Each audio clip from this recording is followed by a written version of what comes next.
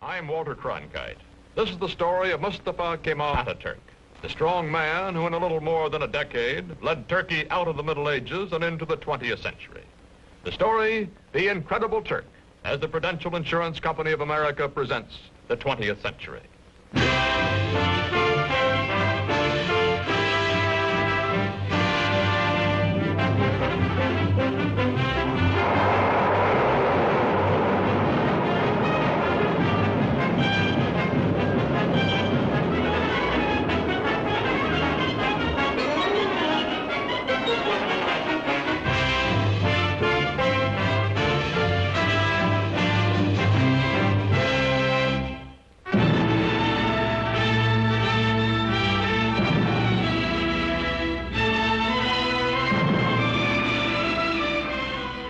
In the Middle East today, chaotic, vulnerable to Soviet expansion, Turkey, modern, powerful, and a rarity in this area, pro-Western, is prepared to defend herself against any aggressor. This is the border between Russia and Turkey, guarded day and night. The red sentry does not know he is being photographed from across this border. He feels that he is being watched. He is also suspiciously watchful.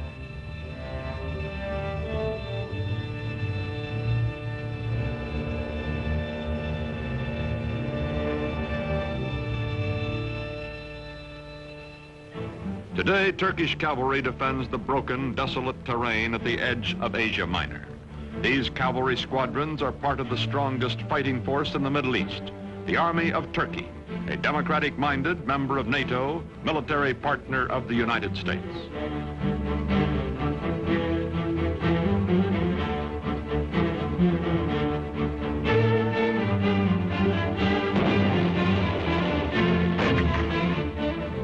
Modern Turkey, strong and stable, was created out of a dying Oriental despotism by one man, unique in history, Mustafa Kemal, called Atatürk, father of the Turks.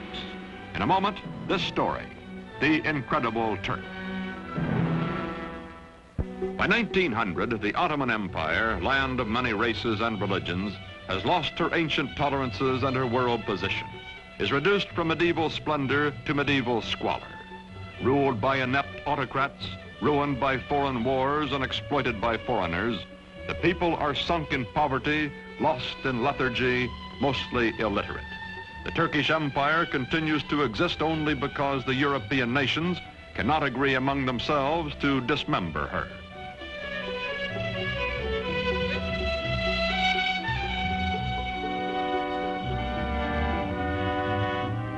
Before World War I, Germany has plans to embrace Turkey as an ally, then to subjugate her as a satellite. To visit the sick man of Europe, as Turkey is called, comes the German emperor himself, Kaiser Wilhelm II. He is received with more than ceremony. His glowing promises, such as the Berlin to Baghdad Railroad, are believed by the Sultan and his government, and even by the nationalist-minded Young Turks. When war comes, Turkey will waver between her old friend Britain, allied with her hereditary enemy Russia, and her new friend Germany. On October 29, 1914, Turkey takes into war, on the Kaiser's side, her obsolescent army.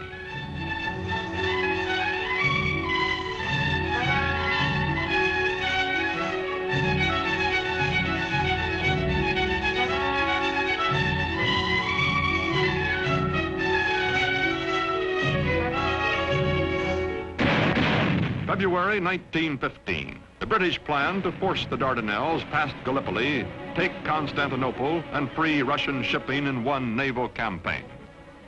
Mustafa Kemal is an unknown officer commanding a feeble Turkish division at Gallipoli. His brilliant strategy and ferocious personal leadership changed the course of the battle, the campaign, and the war.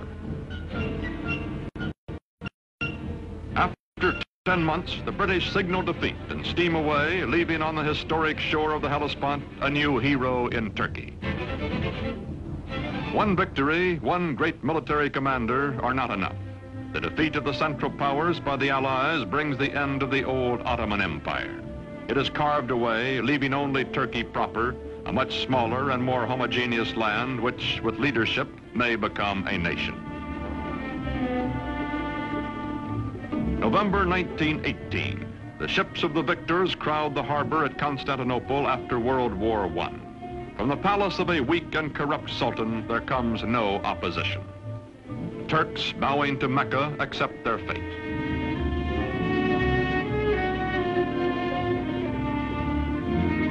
From France and from Great Britain, occupation troops disembark to take over the ancient capital.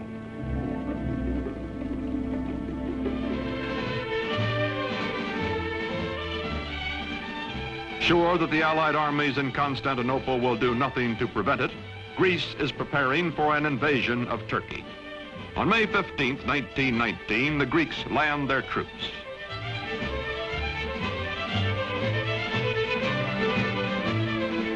In Ankara, in the heart of Turkey, Mustafa Kemal organizes the Turkish liberation movement, takes command of the Free Turkish Army.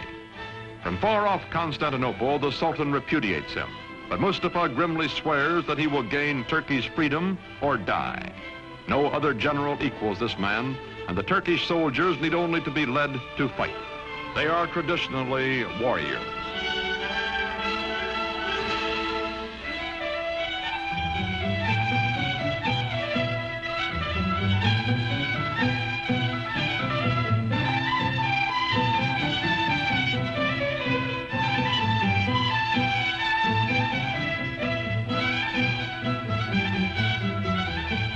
Quickly, Mustafa Kemal gathers the forces of an occupied Turkey under his almost unchallenged domination. His hastily recruited bodyguards stand ready to defend him with their lives. Mustafa Kemal pits his cold, inexhaustible toughness, his unyielding determination, his knowledge that the people are with him, against the continued fanatic opposition of the Sultan's government. Ammunition must be made by hand, by old men and hungry workmen, boys and children. Mustafa Kemal's Turkey is going into battle with the Greeks.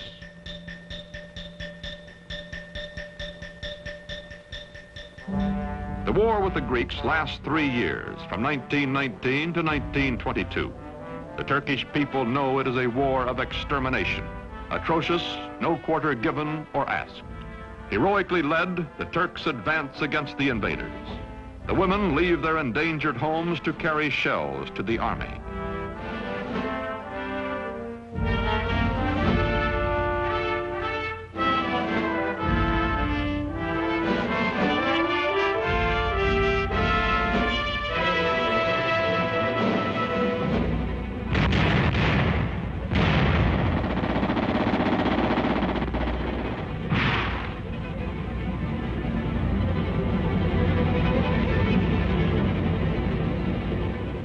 September 1922, the Greeks are driven back to the Aegean Sea.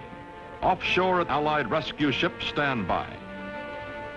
Into the seaport of Smyrna, called Izmir by the Turks, pour thousands of Greeks, joined by sympathetic Christian minorities, fleeing before the armies of the man whom the British call the most terrible of all the terrible Turks. From the ships, bread comes to the docks for the desperate refugees. Bread so that they may live another day.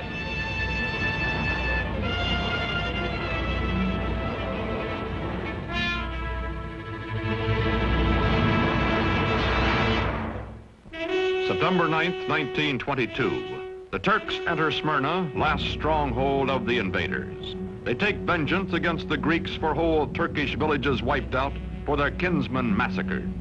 The burning of Smyrna, the final atrocity that both the Greeks and the Turks disavow, ends a war that has become an unendurable nightmare for both sides. Its polyglot population takes to the sea as the flames destroy the great Homeric city.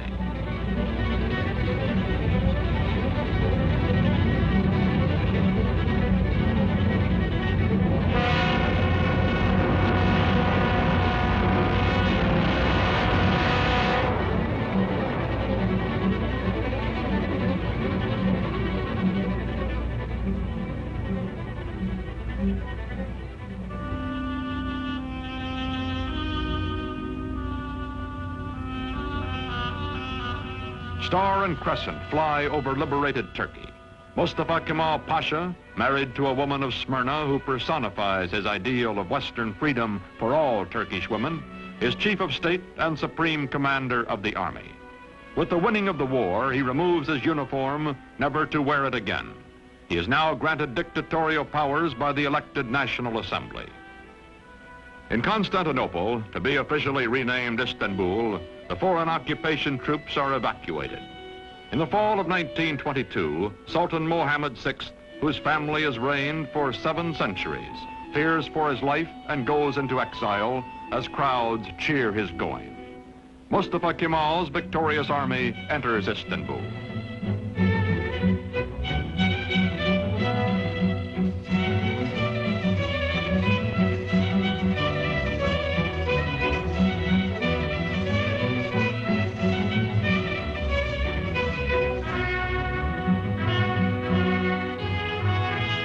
First president of the First Turkish Republic, Mustafa Kemal, during the 1920s, keeps his limitless wartime powers and his command of the army, makes the hard, dry town of Ankara his capital.